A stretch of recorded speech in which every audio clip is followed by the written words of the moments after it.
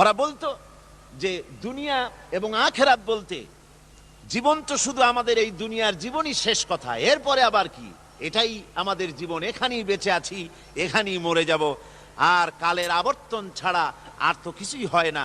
সুতরাং পরকাল আবার একটা কি জিনিস। আল্লাহ রাব্বুল আলামিনের জবাবে আল্লাহ পাক বলেন, ওই কাফেরদেরকে জবাব শোনায় দেন, কুলিল্লাহু ইউহয়িকুম সুম্মা ইউমীতুকুম সুম্মা ইয়াজমাউকুম ইলা ইয়াউমিল কিয়ামাতি লা রাইবা ফীহ। ওদেরকে জবাব দেন, তোমরা নিষ্প্রাণ ছিলে, সেখান থেকে তোমাদেরকে আল্লাহ পাক জিন্দা করেছেন, এই জিন্দা থেকে তোমরা আবার মৃত্যুবরণ করবে, আবার তোমাদেরকে পুনরুত্থিত করা হবে, এতে কোনো সন্দেহ নাই। ওয়ালাকিন আকসারান নাস লা ইয়ালামুন। আসল কথা হলো যে মানুষেরা, অধিক সংখ্যক লোকেরা এই সম্পর্কে অজ্ঞ, তারা জানে না। তারা বলে, ওয়ায়াকুলুল ইনসানু আইযা মা লাসাউফা উখরাজু হাইয়া। তারা বলে যে সত্যি আমরা যখন মরে যাব তখন আমাদেরকে কে আবার চিন্তা করবে, এটা কি করে সম্ভব, মরে গেলাম আবার চিন্তা কে করবে। আল্লাহ রাব্বুল আলামিন ওদের কথার জবাবে নবীজিকে বলেন, আপনি জবাব দিয়ে দেন, আওয়ালা ইয়াযকুরুল ইনসানু আন্না খালাকনাহু মিন ক্বাবলু ওয়া লাম ইয়াকু শাইআ। মানুষের কি সেই কথা মনে পড়ে না যখন তাকে সৃষ্টি করার আগে সে কিছুই ছিল না?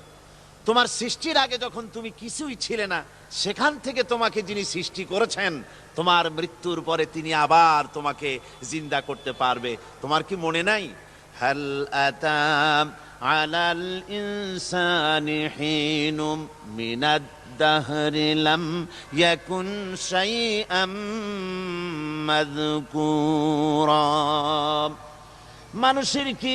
মানুষের জীবনে কি এমন সময় এসেছিল না যখন সে কোনো বিষয়বস্তু হিসেবে পরিগণিত ছিল না, কোনো অস্তিত্ব ছিল না?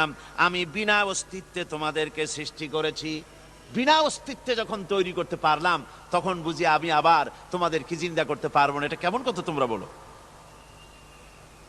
ওরা বলে, ওয়াকালু আইযা কুন্না ইযামান ওয়া রুফাতান আইন্না লামাবউসুনা খালকান জাদীদা।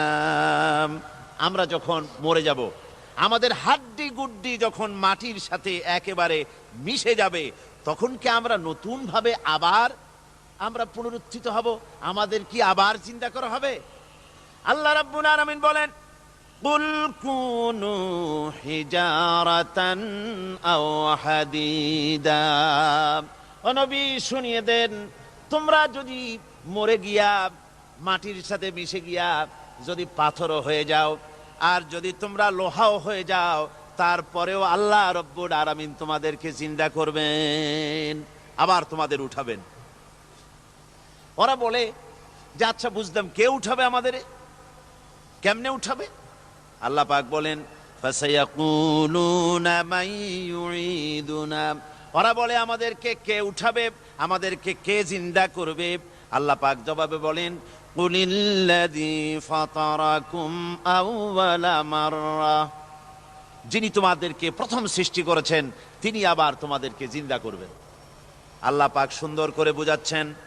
এই সব কথা শোনার পরে ফাসায়ুনগিদুনা ইলাইকা রুউসাহুম ওয়া ইয়াকুলুনা মাতা হুয়া। এসব কথা শোনার পরে আল্লাহ বলেন, ওই কাফেরেরা মাথা ঝুলায় ঝুলায় বলে, আচ্ছা তা বুঝলাম। আল্লাহ বলেন, ওরা মাথা ঝুলায় আর বলে, আচ্ছা বুঝলাম, তবে সেই কিয়ামত, মাতা হুয়া, কবে সেই কিয়ামত অনুষ্ঠিত হবে?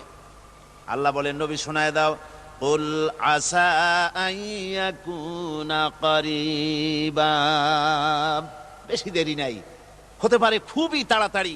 কি বলা যায়, সে সময়টা অতি নিকটবর্তী হয়ে যেতে পারে, খুবই নিকটবর্তী সে সময়, সেটা বেশি দেরি হওয়ার কথা নয়।